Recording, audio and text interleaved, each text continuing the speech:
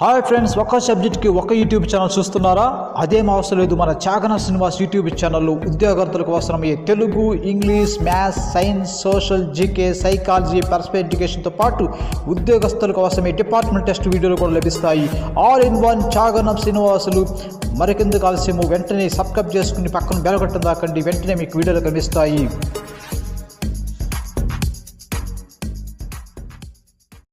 Hi friends, ఇంతకుముందు వీడియోలో మనము 40 మంది ఇంగ్లీష్ పోయట్స్ మరియు ఆథర్స్ గురించి నేర్చుకున్నాము. ఈ వీడియోలో మరో 10 మంది పోయట్స్ మరియు ఆథర్స్ గురించి సులభంగా తమాషా కోర్సు ఉపయోగించి నేర్చుకుందాము. జాగ్రత్తగా ఏకాగ్రతగా ఉండండి. చివరి ఒక ఆన్లైన్ టెస్ట్ పెడతాను, బాగా రాయండి. ఈ ఆథర్స్ రచయితల యొక్క రచనల గురించి నేర్చుకోవాలంటే బట్టి నేర్చుకోవాలంటే చాలా కష్టంగా ఉంటుంది. కాబట్టి కొన్ని తమాషా కోడ్స్ ఉపయోగించి చెబుతాను. తమాషాగా ఊహించుకోండి. ఇంకెప్పటికీ కూడా జీవితంలో అవి మర్చిపోరు. మొదట అరిజిత్ సేన్ రచయిత యొక్క రచన రివర్ ఆఫ్ స్టోరీస్. దీన్ని సులభంగా గుర్తుపెట్టుకోవాలంటే, వరి పంట ఎక్కువగా ఎక్కడ పండుతుందంటే నదులు ఎక్కడ ఉంటాయో అక్కడ నీళ్లు సమృద్ధిగా ఉంటాయి. కాబట్టి అక్కడ వరి పంట ఎక్కువగా పండుతుంది. ఎందుకంటే వరి పంటకి నీళ్లు ఎక్కువగా కావాలి. కాబట్టి ఇక్కడ అరిజిత్ సేన్లో వరి ఉంది. వరి పంట, వరి అన్నప్పుడు వరి పంట గుర్తురాలి. వరి పంటకి ఎక్కడ ఉందంటే బాగా పండుతుందంటే నది అంటే రివర్ అంటే రివర్ ఆఫ్ స్టోరీస్ ఆయన యొక్క రచన. తర్వాత రచయిత పేరు అనుష్క రవిశంకర్. మనకు అనుష్క రవిశంకర్లో అనుష్క కోడ్ తీసుకోండి. అనుష్క అంటే మనకు హీరోయిన్ గుర్తొస్తుంది. అనుష్క హీరోయిన్. ఇక్కడ మనకి అనుష్క హీరోయిన్కి ఎనిమల్స్ అంటే చాలా ఇష్టం అనుకోండి. ఆమెకే ఎనిమల్స్ అంటే చాలా ఇష్టం. ఇక్కడ ఆల్ఫాబెట్స్ ఆర్ అమేజింగ్ ఎనిమల్స్లో ఎనిమల్స్ ఉంది కాబట్టి ఆమె రచన ఆల్ఫాబెట్స్ ఆర్ అమేజింగ్ ఎనిమల్స్. ఇంకా ఎలిఫెంట్స్ నెవర్ ఫర్గెట్. ఇక్కడ కూడా ఎలిఫెంట్స్ ఎనిమల్స్ ఉంది కాబట్టి అది కూడా ఎలిఫెంట్ ఆమెకి ఇష్టం కాబట్టి ఎలిఫెంట్స్ నెవర్ ఫర్గెట్ ఆమె యొక్క రచన. ఇంకా ఆమెకి క్యాట్స్ అంటే కూడా ఇష్టం అనుకోండి. ద బాయ్ హూ డ్రీవ్ క్యాట్స్ ఆమె యొక్క రచన. ఇంకా ఆమెకి ఇంట్లో పులి కూడా ఉందనుకోండి. ఇంట్లో ఇంకా పులి అంటే టైగర్ ఆన్ ఏ ట్రీ, అది కూడా ఆమె యొక్క రచన.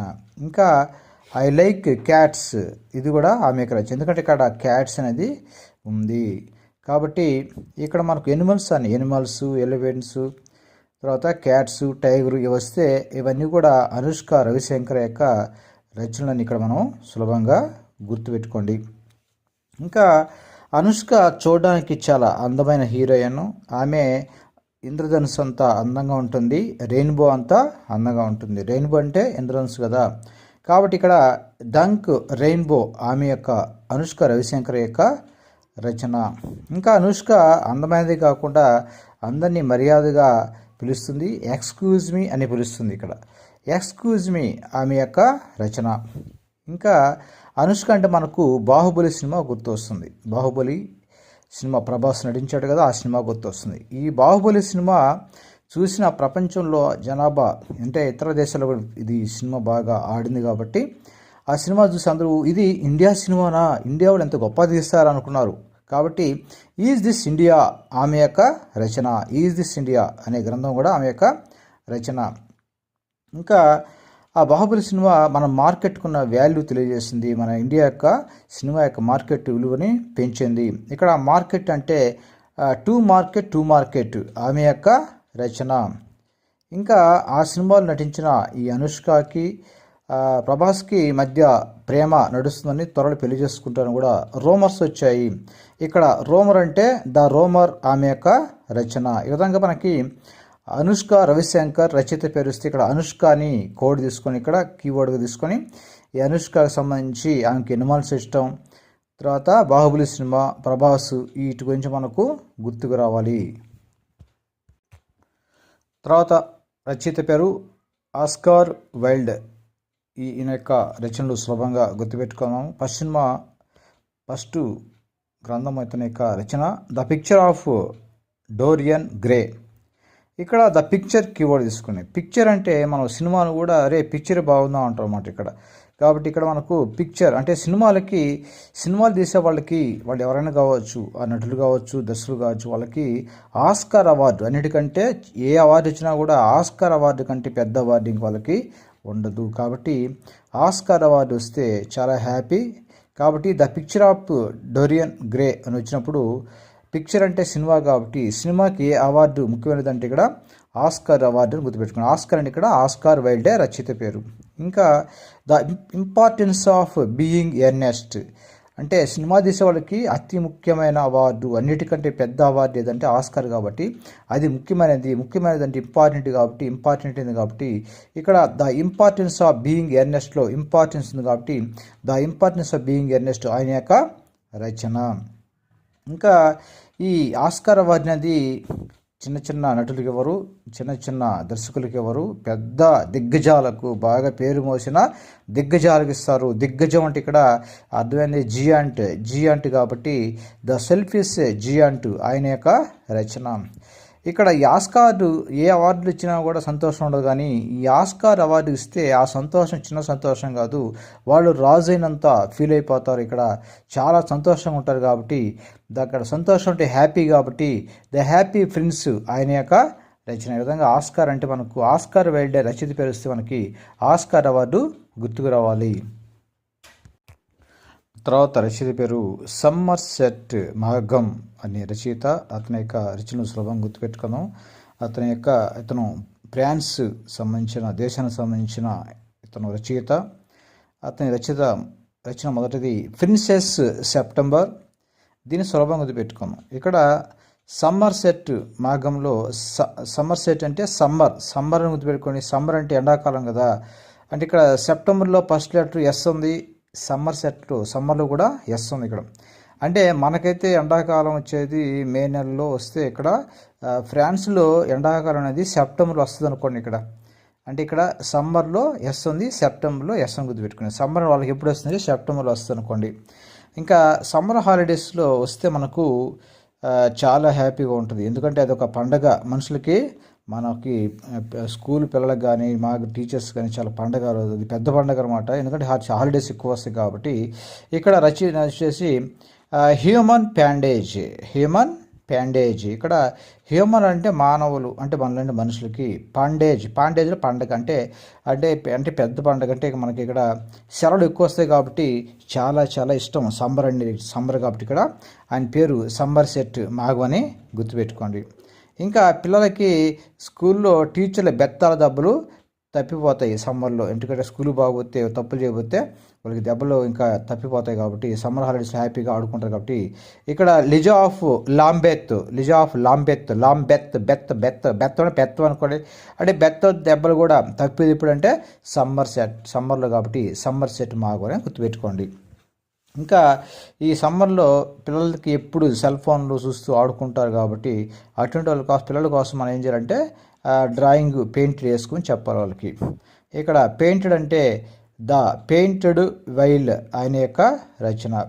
ఇంకా మనం చలికాలంలో అయితే కేకులు అవి తింటే మనకు జలుబు చేస్తుంది కాబట్టి తినలేము కాబట్టి మనం సమ్మర్లో అయితే ఇష్టప్రకారంగా ఎండలు కాబట్టి ఇన్ని తిన్నా కూడా ఏం కాదు కాబట్టి ఈ కేక్స్ బాగా తినవచ్చు. అంటే కేక్స్ అండ్ అలే ఆయన యొక్క రచన. ఇంకా సమ్మర్లో మనము సెలవులు ఎక్కువ ఉంటాయి కాబట్టి అందువల్ల మనం ఎక్కడికైనా టూర్ వేసుకొని మన ఇండియా యొక్క చివరి వరకు, అంటే ఆ పక్క కాశ్మీర్ వరకు కానీ ఈ పక్క కన్యాకుమారి వరకు చివరి వరకు కూడా అంచు వరకు వెళ్ళవచ్చు. దేశం అంచు వరకు. అంచు అంటే ఇక్కడ ఎడ్జి ద రేజర్స్ ఎడ్జి ఆయన యొక్క రచన. ఇంకా సమ్మర్లో మనకి చందమామ కూడా, మూను కూడా బాగా కనిపిస్తూ ఉంటాడు. ఎందుకంటే మామూలుగా వర్షాకాలంలో అయితే పైన మబ్బులు ఎక్కువ ఉంటాయి, కనిపించవు కాబట్టి మేఘాలు, వానలు ఎక్కువ ఉంటాయి కనిపించవు. ఎండాకాలం అయితే బాగా ఎటువంటి మేఘాలు ఉండవు కాబట్టి బాగా కనిపిస్తాడు కాబట్టి సమ్మర్లో మనకు బాగా మూన్ కనిపిస్తాడు కాబట్టి ద మూన్ అండ్ సిక్స్పెన్స్ ఆయన యొక్క రచన. ఈ విధంగా మీరు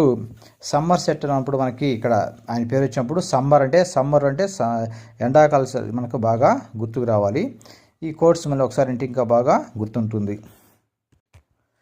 తర్వాత డెబోరే కౌలే అనే రచయిత. ఆమె రచనలు సులభంగా గుర్తుపెట్టుకోవడానికి ట్రై చేద్దాం. ఇక్కడ డెబోరే కౌలీలో కౌలేలో కవ్వు గుర్తుపెట్టుకోండి. ఇక్కడ కవ్వు అనేది కోడి. ఇక్కడ కవ్వు అంటే ఆవు, కవ్వు అంటే ఆవు. ఒక ఆవిడ ఉంది, ఆమె దగ్గర కవ్వు ఉంది, ఒక ఆవు ఉంది. అది పాలు ఇవ్వడానికి ఆమె 2 పద్ధతులు ఉపయోగిస్తుంది. మొదటిది ఏంటంటే పాలు తీసేటప్పుడు దానికి మ్యూజిక్ పెడితే ఆ మ్యూజిక్ ఇంటూ ఉంటే అది పాలు బాగా ఇస్తుంది. కడవడ పాలు ఒక కుండ నిండా పాలు ఇస్తుంది. ఒకసారి మ్యూజిక్ పెట్టినప్పుడు ఏం చేస్తుంటే ఆమె ఒక పాలు ఇవ్వనప్పుడు ఏం చేస్తుంటే వరే దీన్ని కొయ్యరా అంటది. అంటే కొంతమంది చెప్తుంటారు అన్నమాట. మామ కూడా ఒక మాట అంటాడు, ఇంట్లో టెంకాయ చెట్టు ఉంటే ఆ టెంకాయ చెట్టుకు కాయలు కాయకపోతే దాన్ని కొట్టేద్దాం అంటాడు. కొట్టేద్దాం అంటే అంత చెట్టు బాగా కాయలు కాస్తుందంట. అదే ఇది ఆవు కూడా కొయ్యరా అన్నప్పుడు అది భయపడి పాలు బాగా ఇస్తుందేమో మరి. ఆ విధంగా ఆమె టెక్నిక్ ఉపయోగిస్తుంది. అప్పుడు అది కుండ నిండా పాలు బాగా ఇస్తుంది. ఇక్కడ ఒక ఆవిడ అంటే మనకి ఇక్కడ ఒక ఆవిడ అన్నప్పుడు ఉమెన్ కాబట్టి వన్ ఉమెన్స్ జర్నీలో ఉమెన్ ఉంది కాబట్టి ఆమె యొక్క రచయిత అదొకటి.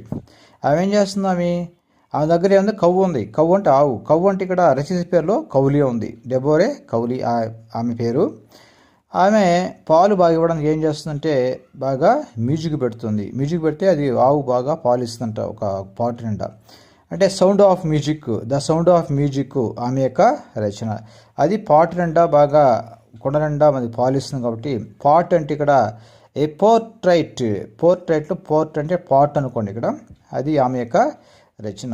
దాని నుండి ఏమిస్తుంది, దాని అంటే మనకి పాలు బాగా ఇస్తుంది, పాలు ఇస్తుంది. ఇక్కడ అంటే ఇక్కడ ఆమె రచనలో పోర్ట్రైట్ డి పాలైన్ వెనియర్ ఉంది. ఇక్కడ పోర్ట్రైట్లో పాట్ ఉంది, పాలైన్లో పాలైన్లో పాలు అంటే పాలు ఉంది, అంటే పాలు బాగా ఇస్తుంది. ఆ పాలుతో మనం ఏం పెట్టుకోవచ్చు అంటే టీ బాగా పెట్టుకోవచ్చు. టీ అంటే ఇక్కడ ఆమె రచన వచ్చేసి లుసిల్లే టీస్డేల్ అంటే ఇక్కడ టీ ఉంది కాబట్టి పాలతో టీ బాగా, ఆవు పాలతో టీ బాగా పెట్టుకోవచ్చు. ఇంకా రచన ఇందాక చెప్పాను కదా, కొయ్యరో అంటే ఆమె చెప్పొద్దాం ఒక్కోసారి పాలు ఇవ్వబోతే ఆవుని దీన్ని కొయ్యరా అంటుంది అన్నమాట. అప్పుడు అంటే ఇక్కడ కొయ్యరో ద ప్రాక్టికల్ గైడ్ ఆమె యొక్క రచన. ఈ విధంగా మనకి ఆమె పేరు డెబోరా కౌలే, రచయిత పేరు వచ్చినప్పుడు కవ్వు తీసుకోవాలి కోడు. ఈ కవ్వు సంబంధించి ఆమెకి కవ్వు ఉంది. ఈ విధంగా అది పాలు ఇవ్వాలంటే దానికి మ్యూజిక్ పెడితే పాలు ఇస్తుంది. ఒక్కోసారి దాన్ని తిట్టినా కూడా కొయ్యరు అని చెప్పి తిట్టినా కూడా బాగా పాట నిండా పాలు ఇస్తుందని గుర్తుపెట్టుకోండి. తర్వాత రచయిత కోట్స్ కిన్నే, ఆయన యొక్క రచనలు తమాషాగా గుర్తుపెట్టుకున్నాం. ఆయన పేరులో కోట్స్ ఉంది. ఇక్కడ మనకి కోట్ అంటే నాకు 2 గుర్తొస్తాయి. కోట్ అంటేనే రేణుకోటు గుర్తొస్తుంది, తర్వాత లాయర్ వేసుకునే నల్ల కోటు కూడా నాకు గుర్తొస్తుంది. ఇక్కడ మనకి కోట్ అని పేరులో కోట్ తీసుకున్నాం. ఆయన యొక్క రచన రెయిన్ ఆన్ ది రూఫ్. ఇక్కడ మనకు రెయిన్ ఉంది, రెయిన్ అంటే రెయిన్ కోట్ కదా, ఆయన పేరులో కోట్ ఉంది, ఇక్కడ కూడా రెయిన్ ఉంది కాబట్టి రెయిన్ ఆన్ ది రూఫ్ ఆయన యొక్క రచన సులభంగా గుర్తుపెట్టుకోవచ్చు. ఇంకా ఆయన ఈ రెయిన్ కోట్ ఉన్నప్పుడు ఇంకా మనకి గుర్తొచ్చేది ఇంకో రచన అవుతుంది, ఈజ్ లైఫ్ వర్త్ లివింగ్.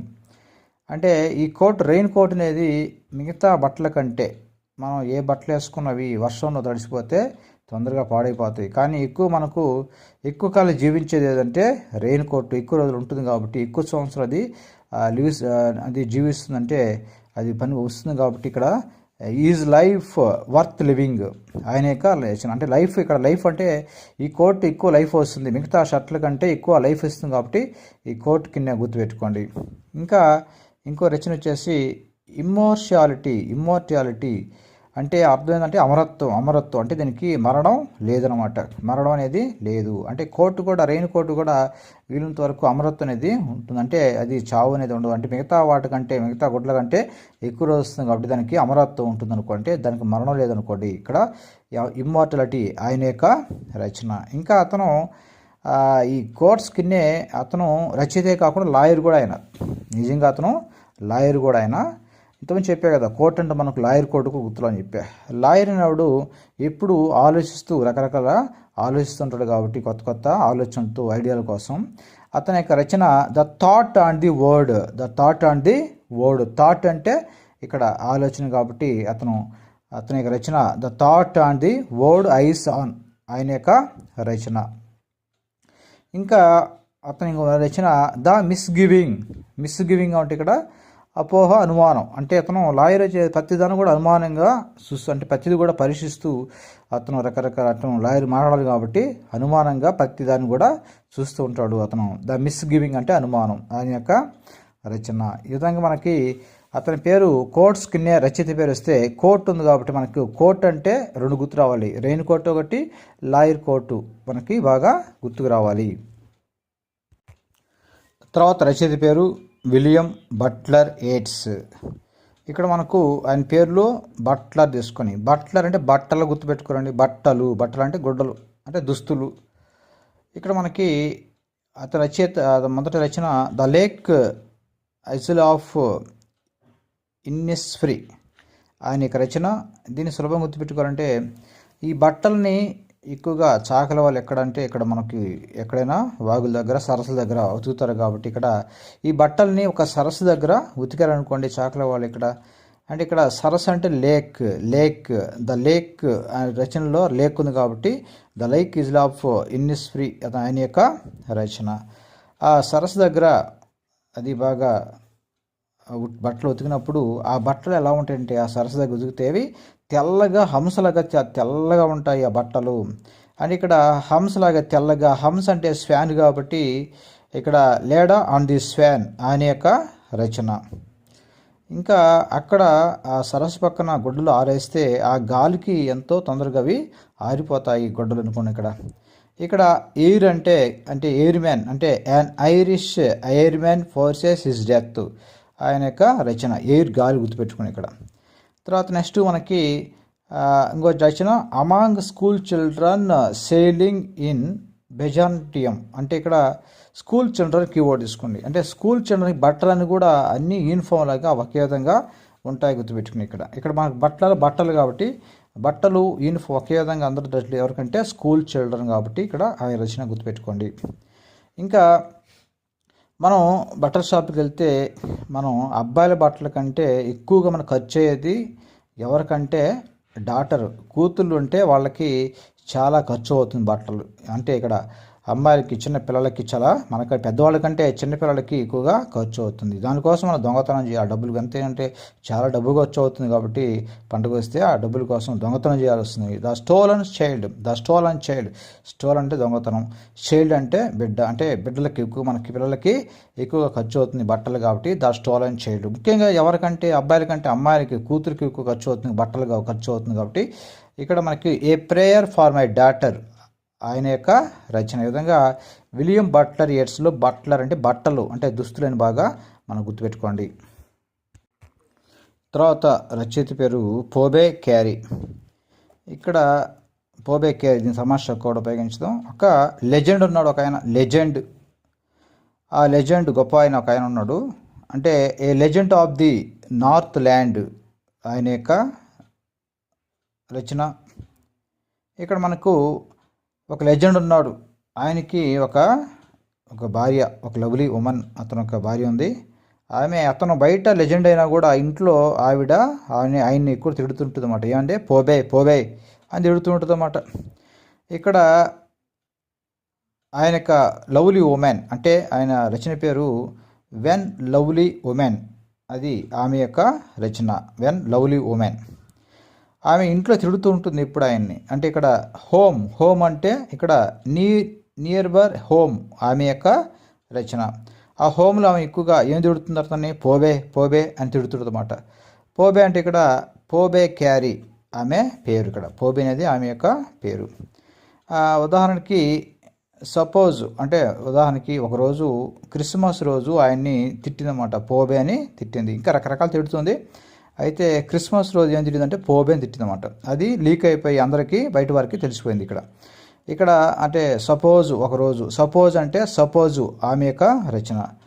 ఎప్పుడు తిట్టింది ఒకరోజు అంటే క్రిస్మస్ రోజు, అంటే ద క్రిస్మస్ షీఫ్ ఆమె యొక్క రచన.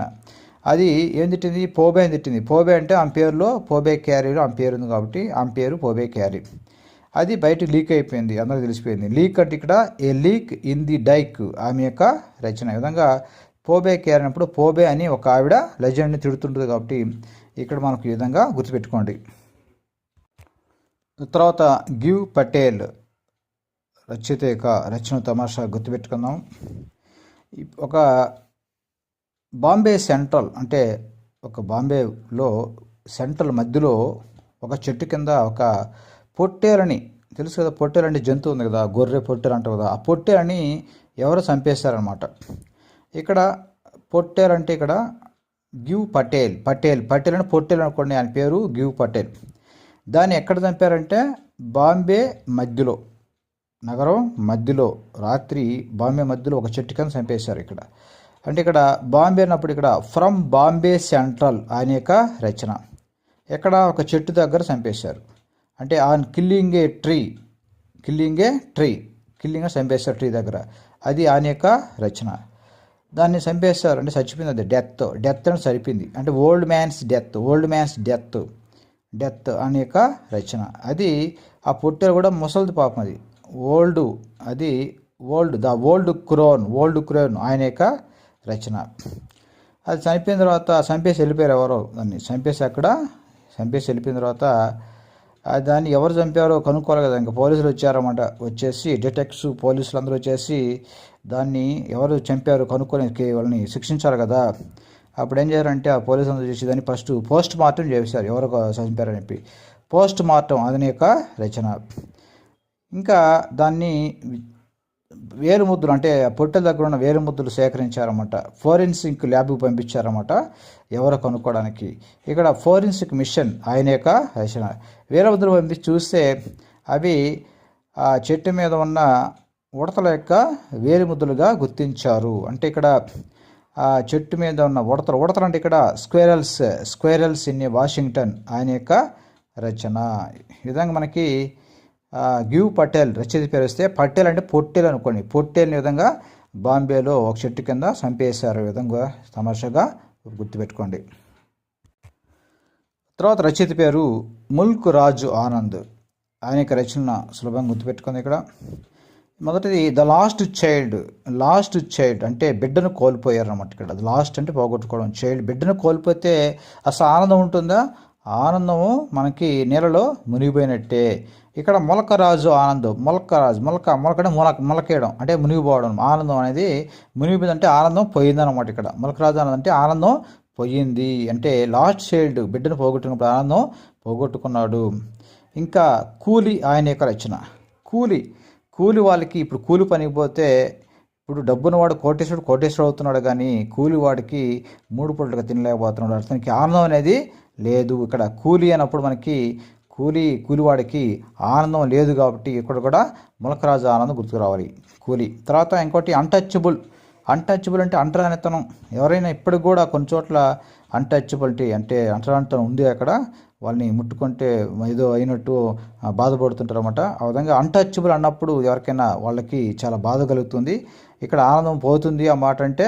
కాబట్టి ఇక్కడ ఆనందం, మొలకరాజు ఆనందంలో ఆనందం అంటే ఆనందం మొలకేయడం అంటే ఆనందం పోవడానికి గుర్తుపెట్టుకోండి. ఈ విధంగా తమాషాగా గుర్తుపెట్టుకోండి. ఓకే ఫ్రెండ్స్, ఇప్పుడు మీకు 10 మంది రచయితలు వారి యొక్క రచనలు మీకు చెప్పాను తమాషా కోర్సు ఉపయోగించి. అయితే మీరు ఒక్కసారి వింటే ఇప్పుడు చాలా కన్ఫ్యూజ్గా ఉంటుంది. మీరు వెంటనే ఇప్పుడు మీరు ఆన్ టెస్ట్ రాస్తే మీకు ఎట్టి పరిస్థితుల్లో సగం మార్కులు రావు మీకు ఇప్పుడు. కాబట్టి మీరు రెండవసారి మళ్ళీ వీడియో చూడండి, చూసిన తర్వాత నీట్గా నోట్స్ రాసుకోండి. ఇవన్నీ కూడా నోట్స్ రాసుకున్న తర్వాత మళ్ళీ మూడవసారి మళ్ళీ ఇప్పుడు విన్నట్టే జాగ్రత్తగా ఏకాగ్రతగా ఊహించుకుంటూ తమాషాగా ఒక కథలాగా వినండి. అప్పుడు మీకు బాగా గుర్తుంటాయి. మూడోసారి వింటేనే గుర్తుంటాయి, ఒక్కసారి వింటే ఎట్టి పరిస్థితులు గుర్తు ఉండవు. మూడోసారి విని అప్పుడు నేను డిస్క్రిప్షన్ పెట్టి ఆన్ టెస్ట్ రాయండి. ఇంక ఎప్పటికి కూడా మీరు మర్చిపోరు. వీటితో పాటు అంతకుముందు కూడా నేను 40 మంది రచయితల గురించి చెప్పాను. ఆ వీడియోలో ఖచ్చితంగా చూడండి. ప్లేలిస్ట్ ఉంటాయి, ఇంగ్లీష్ ప్లేలిస్ట్లు ఉంటాయి, అవన్నీ చూడండి. ఓకే ఫ్రెండ్స్, మీరు వీడియోలు కొంతమంది చూస్తున్నారు కానీ సబ్స్క్రైబ్ చేసుకోవడం మర్చిపోతున్నారు. సబ్స్క్రైబ్ చేసుకోండి. చేసుకుని వెంటనే మన వీడియోలు మీకు పెట్టిన వెంటనే మీకు కనిపిస్తాయి. ఇంకా నచ్చితే లైక్ చేయండి. లైక్ చేస్తే నాకు ఇంకా హుషారు వచ్చి ఇంకా ఇటువంటి వీడియోలు ఇంకా చాలా చేస్తాను, వెంటనే చేస్తాను. Okay friends, all the best. మీ శాస్త్రి చాగనం శ్రీనివాసులు.